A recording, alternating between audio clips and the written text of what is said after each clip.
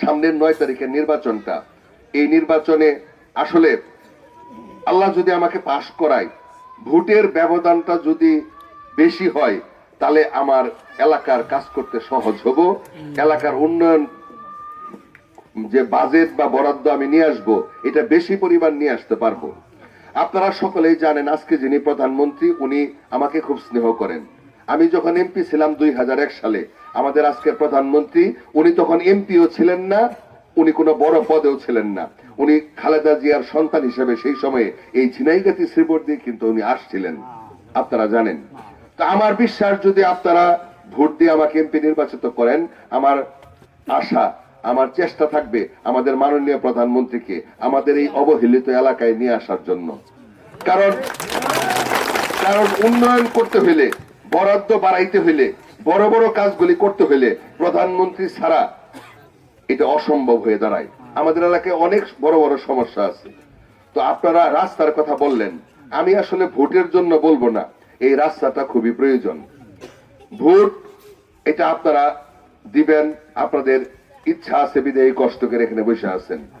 আমি আপনাদেরকে এইটুকু বলবো যে বিএনপি যেহেতু সরকার গঠন করে ফেলছে, 9 তারিখে এমপি ইলেকশনটা শেষ হবে ইনশাল্লাহ।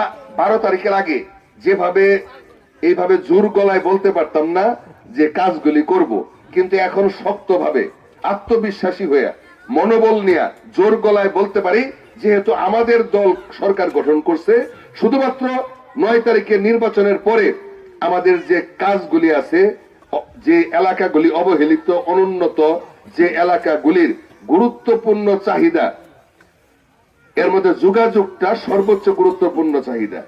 মানুষের প্রয়োজনের মধ্যে অনেকগুলি প্রয়োজন গুরুত্বপূর্ণ, এর মধ্যে সর্বোচ্চ গুরুত্বপূর্ণ চাহিদা হচ্ছে, প্রয়োজনটা হইতেছে যোগাযোগ ব্যবস্থা।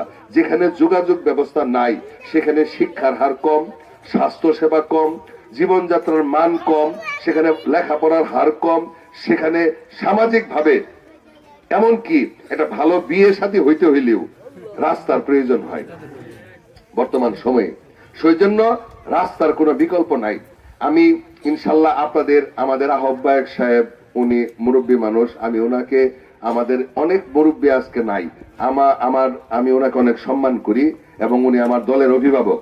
উনি আপনাদের সম্মুখে কথা দিছে, তো 9 তারিখে আল্লাহ যদি আমাকে নির্বাচিত করে ইনশাল্লাহ আমরা প্রথমেই আপনাদের এই রাস্তার বরাদ্দের ব্যবস্থা করব।